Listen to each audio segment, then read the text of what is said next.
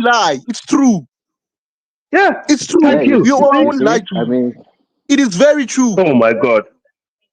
Look at that. It has How nothing, embarrassing. bro. Let me tell you the facts. I'll be honest with you. Compared to Afrikaners and Wow. Lesotho, Afrikaners contribute positively to our economy compared to Lesotho. So there's no way we'll prefer someone who doesn't bring value Just over someone because who actually someone brings value. contributes, There's listen, no way. just because someone contributes to your economy, basically just because someone is able to steal from you and steal your land and No one oppress is stealing you anything. How and did give they? you the crops. Which land is No, stolen? hold on. Just because Which someone land is was able to stolen? steal your land, oppress you, yeah, and give Which you the land was crumbs does stolen? not You make know them nothing about South Africa, bro. You can't tell me about South Africa. 90 I've lived here all my whole life. 90% of South Africans live in the shanties. Okay, they don't live in a normal home. 90 They're what? highly on drugs. 90 what? Yeah, You know where I live now. yeah. How do you know that I live in a shanty? Honestly, How do you know that I live in a shanty? You live as a stranger in your own home. Yeah.